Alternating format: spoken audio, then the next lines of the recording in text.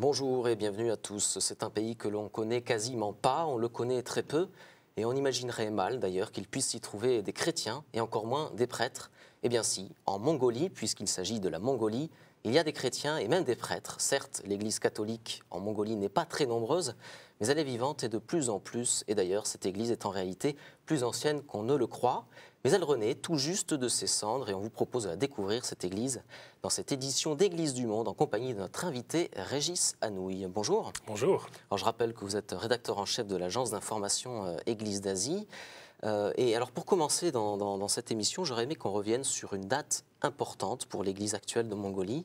Il s'agit de l'année 1992, à peu près 20 ans, presque 20 ans en tout cas, et c'est l'année de l'établissement des relations diplomatiques entre le Saint-Siège et la Mongolie. Alors pourquoi c'est une date importante? Qu'est-ce qui s'est passé finalement depuis 20 ans? C'est une date importante et très intéressante parce que la démarche n'est pas venue du Vatican, du Saint-Siège, mais c'est le régime, le nouveau gouvernement démocratique ou en voie de démocratisation de la Mongolie qui a fait appel au Vatican, qui a frappé à la porte du Vatican ou du Saint-Siège pour demander l'établissement de relations diplomatiques et l'envoi de missionnaires en Mongolie. Alors qu'est-ce qui se passe en 92 pour resituer le tableau? C'est un pays, la Mongolie, c'est un petit pays, hein, c'est un très grand pays, 1,5 million de kilomètres carrés, c'est 3 fois la France, mais c'est très peu peuplé. 3 millions d'habitants coincés entre la Chine au sud et l'URSS ou la Russie au nord. Donc c'est un pays relativement vide, même très vide, immense, et qui était totalement, depuis les années 20, dans l'orbite de l'Union soviétique. Donc un pays qui a été soviétisé, qui a été extrêmement durement anéanti, on peut le dire, par le communisme soviétique. Et lorsque le mur de Berlin, lorsque l'Union soviétique s'effondre à partir de 1989, ces régimes qui étaient liés à l'Union soviétique s'effondrent. Et en 92, dès 90, changement de régime, une démocratisation du système peu progressive, et en 92, une réelle ouverture. Et ce nouveau gouvernement, ce nouveau régime comprend que pour véritablement s'ouvrir à la communauté internationale, il faut faire appel à toutes les dimensions de cette communauté internationale. Et ils ont repéré qu'il y avait l'Église catholique, le Saint-Siège, et ils appellent le Saint-Siège à envoyer donc des missionnaires à Oulan-Bator. Et alors qu'est-ce qui s'est passé? Les missionnaires ont répondu? Comment s'est structurée cette église depuis 20 ans? L'Église a répondu, bien sûr. Le Saint-Siège a répondu en allant chercher d'abord dans les livres d'histoire pour savoir un peu qui envoyait. Et ils ont envoyé une équipe de 3 prêtres, dont un Philippin, des religieux, donc des religieux de la congrégation du Cœur Immaculé de Marie, les CICM, Cœur Immaculé de Marie, qui sont d'origine belge, mais un peu partout aujourd'hui dans le monde et en Asie notamment, parce que dans les années 20, en 1922, une première implantation de cette communauté, cette congrégation religieuse à Oulan-Bator avait eu lieu, mais immédiatement avait été supprimée, avait été expulsée. Et donc le Saint-Siège renouait en quelque sorte avec les fils de l'histoire en envoyant des missionnaires, donc un Philippin, un Belge de mémoire et sans doute un Coréen, ou en tout cas très rapidement des Coréens. Donc une petite communauté toute petite, des missionnaires qui arrivent au milieu de nulle part, en tout cas au milieu d'une église qui est à construire. Alors, au milieu de nulle part, cela étant, on va le voir, cette église a des origines assez lointaines quand même, en Mongolie. En tout cas, c'est ce qu'explique un historien mongol, M. Gantoktor, historien au Centre de recherche mongol Antoine Mostaert. On l'écoute.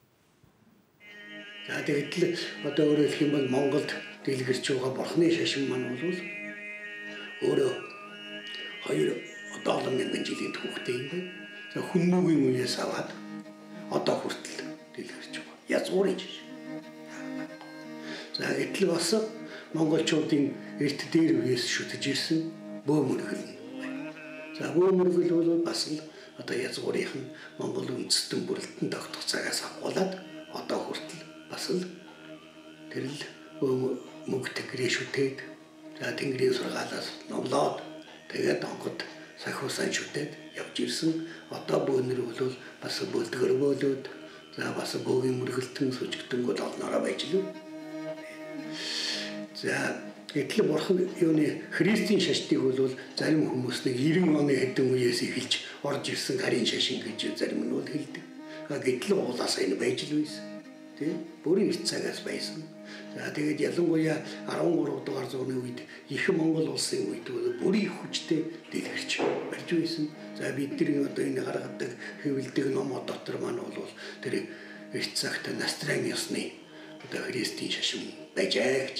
За тэгээд христэнд мөргөдөг, загалмайд мөргөдөг ёс нь бол олон мянган жилийн түүхтэр бас ялгаа байхгүй Монголын өөрийнх нь одоо язгуурын шашин болохоос.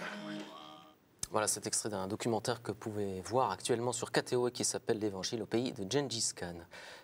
Est-ce qu'on connaît finalement les origines qui sont apparemment très lointaines du christianisme en Mongolie? Oui, il y a des traces, ou en tout cas il y a des témoignages. Il y a une stèle qu'on appelle la stèle nestorienne qui remonte au 7e siècle, 8e siècle, pardon, 781. Mais voilà, à part, c'est vraiment un témoignage archéologique. Plus concrètement, on sait qu'au XIIIe siècle, Rome a envoyé 2 franciscains, Jean du Plan-Carpin, puis ensuite Guillaume du Rosebrook, en éclaireur, en ambassadeur à la cour du Grand Khan. Le Grand Khan, c'est les héritiers, c'est le petit-fils ou l'arrière-petit-fils de Gengis Khan, qui règne sur l'Empire de Chine, puisqu'ils ont fondé cette dynastie des Yuan, la dynastie mongole, qui va régner pendant un petit siècle sur la Chine, qui va le régner de façon assez durement. Ils seront donc expulsés ensuite au XIVe siècle, mais voilà, ils sont les maîtres de la Chine.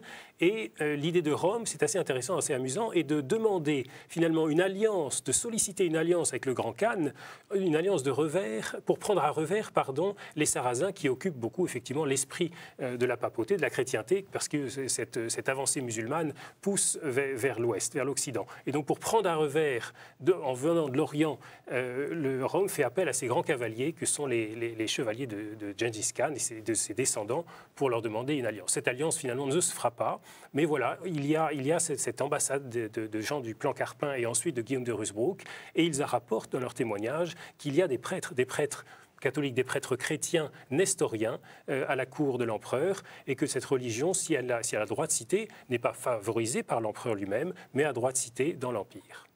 Alors finalement, cette histoire très ancienne a dû se poursuivre. Pourtant, à un moment donné, et en particulier au XXe siècle, rupture totale de cette histoire du christianisme, disparition de l'Église. Qu'est-ce qui s'est passé exactement? Alors pour aller très vite, effectivement, du XIIIe, à partir de cette ambassade fera long feu, comment dire, cette alliance entre la chrétienté occidentale et les grands khans ne se fera pas, mais l'Église donc ne se développera pas non plus au-delà de ce qu'on peut connaître de cette présence nestorienne à la cour de l'Empire.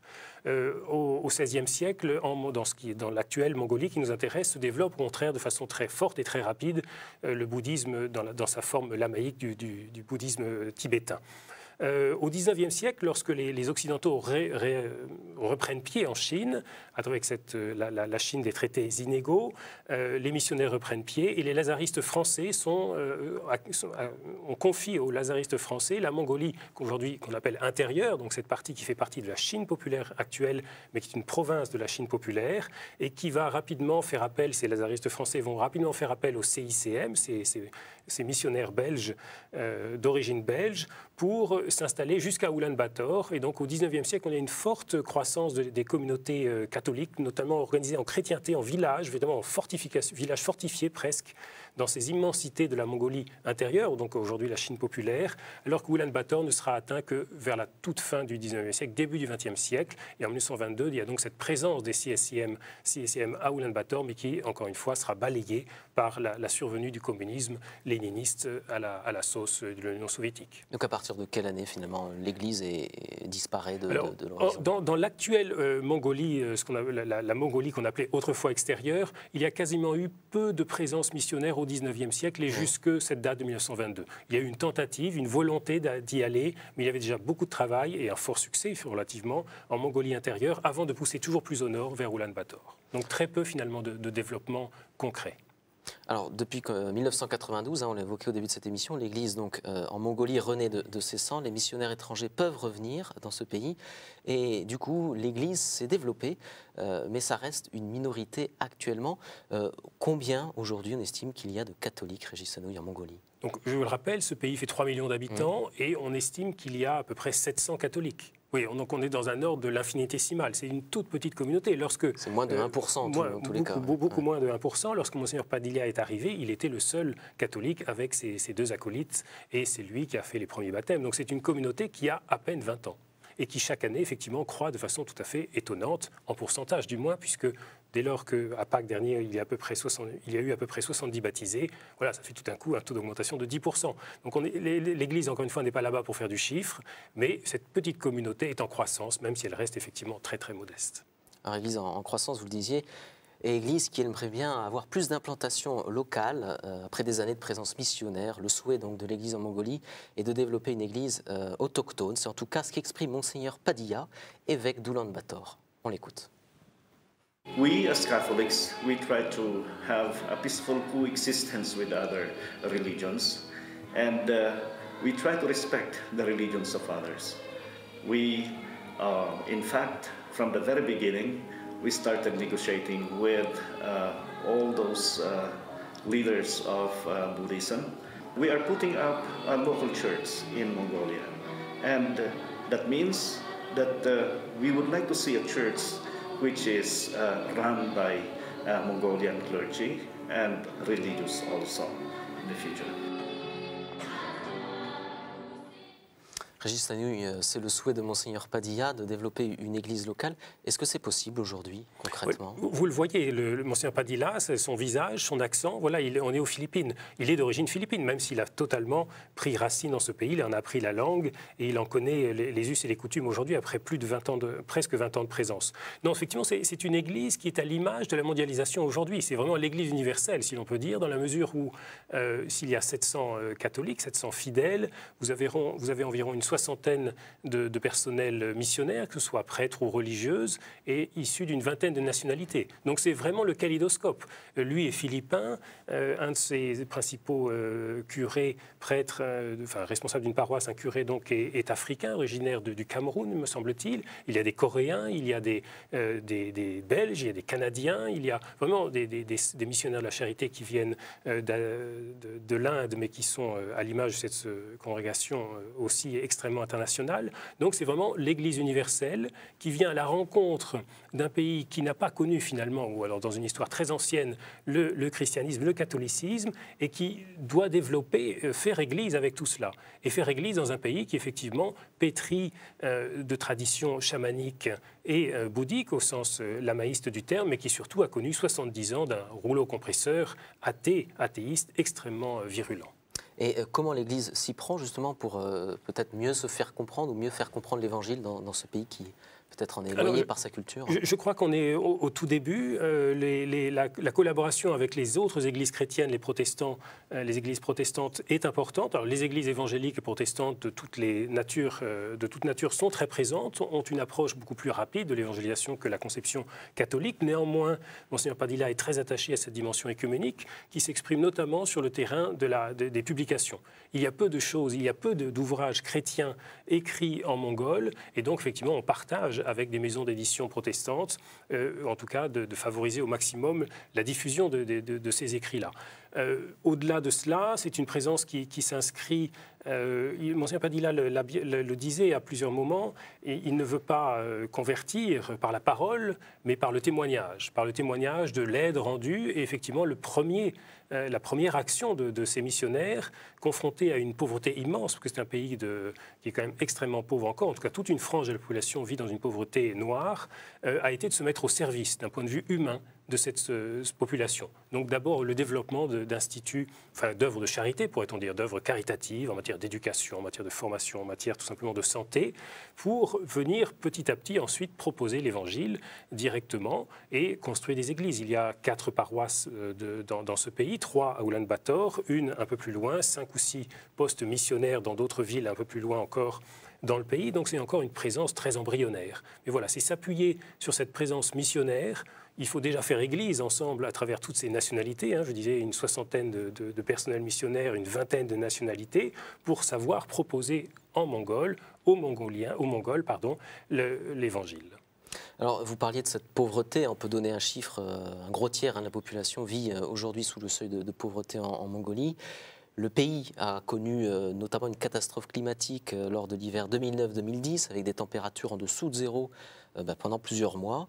En dessous même de 50 degrés, en dessous zéro, parce que en dessous zéro, l'hiver, on y est pendant très longtemps. C'est un hiver extrêmement rigoureux, et c'est ce qui avait frappé d'ailleurs pas que les missionnaires, les occidentaux, qui au début des années 90 sont débarqués à Oulan-Bator et ont vu effectivement ces populations extrêmement pauvres qui au milieu de l'hiver, quand il fait moins 40, on ne survit pas lorsqu'on n'a pas de toit, trouver refuge dans les égouts, où il y a des conduites de chauffage énorme, enfin colossal, qui distribue la vapeur chaude, et les pauvres vivent dans ces égouts, enfin pas dans ces égouts, dans ces conduites souterraines où circulent ces conduites chargées de vapeur, et beaucoup se brûlent parce qu'ils s'endorment au chaud sur une conduite comme ça et se brûlent au 2 ou 3e degré comment dire, sur ces conduites brûlantes. Donc il y a vraiment une misère humaine qui était très forte, et cette volonté de venir en aide à cette population.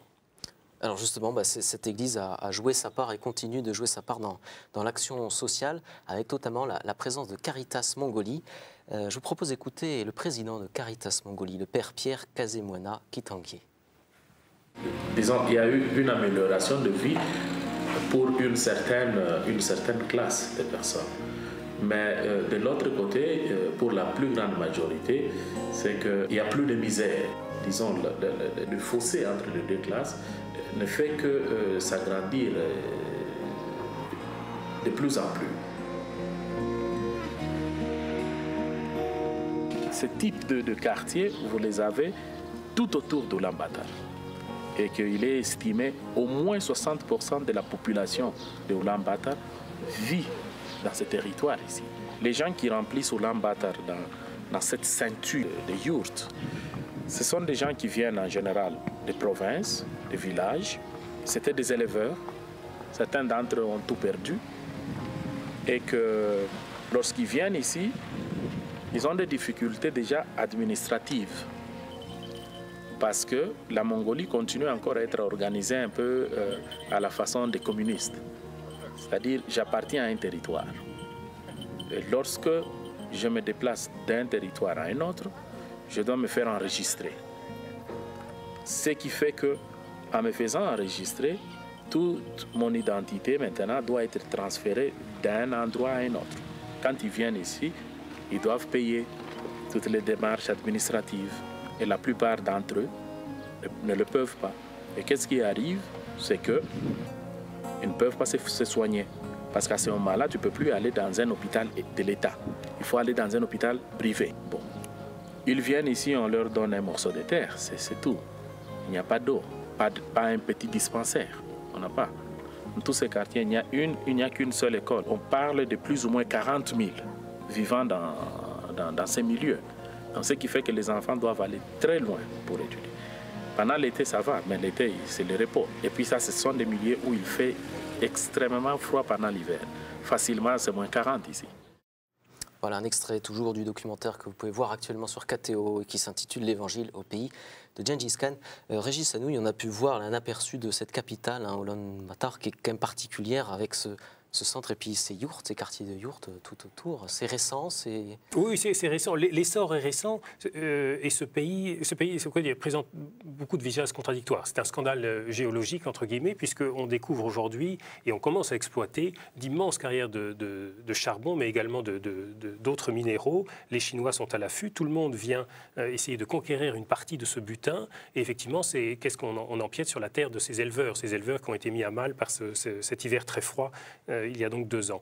Il y a donc des populations déclassées en ce moment, effectivement, en Mongolie, qui viennent s'agglutiner autour de l'unique grande ville de Ulaanbaatar, donc autour d'un centre relativement moderne, en tout cas qui change à vitesse grand V parce qu'il y a de l'argent qui arrive, parce qu'il y a un développement qui se fait.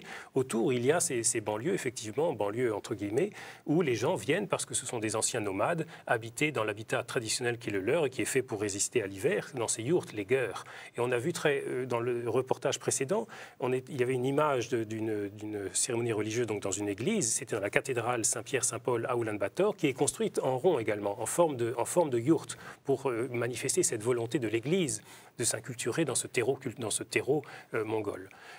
Au-delà de cette volonté donc de l'église de s'inculturer là directement en utilisant un symbole de l'architecture, en tout cas de la vie des Mongols, on ne peut pas cacher effectivement que cette transition vers une économie plus moderne, plus transparente, se fait très difficilement. Il y a beaucoup de corruption. Il y a, encore une fois, les Chinois, mais également les Russes, également les Occidentaux qui sont à l'affût de toutes ces matières premières. Et ce ne sont pas ces anciens nomades chassés de leurs terres, en tout cas soit par le froid, soit par ce qu'on leur prend leurs terres ou parce que ça ne rapporte plus assez, qui peuvent effectivement s'en sortir facilement.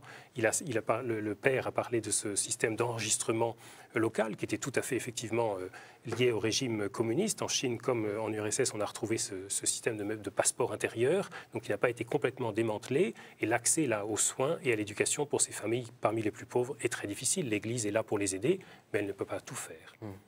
Sur quoi finalement aujourd'hui la Mongolie peut se reposer? Sur quelles ressources peut-elle se reposer pour se développer aujourd'hui? Sachant que vous l'avez dit, c'est un pays très grand.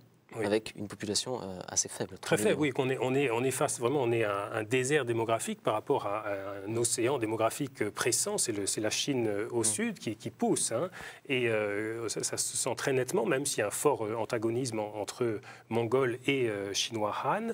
Mais néanmoins, les capitaux sont là et l'appétit est là de la Chine en matière première, mais pas que de la Chine, encore une fois. Les Occidentaux, comme les Russes, sont très présents pour mettre en valeur ces matières premières. Alors, est-ce que la mise en valeur de ces matières premières entraînera un développement du pays? Ça reste à prouver ou ça reste à voir. On peut imaginer qu'une minorité s'enrichira de façon considérable et que la majorité du pays aura du mal à suivre. Ce serait le scénario noir, entre guillemets, qui se passe un petit peu déjà en ce moment, même s'il y a une démocratisation qui se met en place et donc une volonté, effectivement, de partager de façon plus équitable ce gâteau des matières premières. Alors, on en a peu parlé depuis le début de l'émission, mais la Mongolie, parce qu'on a parlé d'abord de l'Église et du catholicisme et du christianisme, mais ce pays est marqué par le bouddhisme et le chamanisme. Aujourd'hui, quel est le rôle de ces deux religions traditionnelles historiques? Alors, le bouddhisme tibétain reprend vie. Il faut savoir que dès les années 1924, la répression était terrible et 2500 lamasseries et temples ont été fermés, éradiqués, rasés. Donc il y a tout à reconstruire. Il y a un grand temple dans la banlieue de Ulaanbaatar qui rassemble plusieurs centaines de moines tibétains. Donc il y a un renouveau de ce côté-ci. Maintenant, est-ce que c'est un renouveau qui prend sur toute la population? Je ne sais pas. Les structures se remettent en place. Jusqu'à quel point ça diffuse dans la société, c'est encore difficile de le voir. Le fond chamanique, lui, reste assez présent. Et j'en veux pour preuve une histoire un peu tragique, lorsque cette cathédrale auquel je faisais référence tout à l'heure, Saint-Pierre-Saint-Paul, a été construite, un grand bâtiment, parce que c'est un bâtiment, la cathédrale est au premier étage, en dessous vous avez des salles polyvalentes avec une clinique, enfin, c'est tout des salles pour l'accueil, pour les cours d'informatique, d'anglais, tout ce que propose l'Église. Mais au-dessus, donc, vous avez cette grande église qui a été construite avec une structure en bois et peu usitée là-bas. Et lorsque l'architecte en chef, donc mongol, est venu pour contrôler les travaux, malheureusement elle est tombée, elle est morte. C'est simplement tragique, mais il y a eu donc un mort. Et il a fallu pendant 49 jours fermer le lieu et à sa réouverture procéder à des cérémonies de purification pour que tout simplement les Mongols acceptent de revenir dans un lieu qui avait été le lieu d'une mort tragique.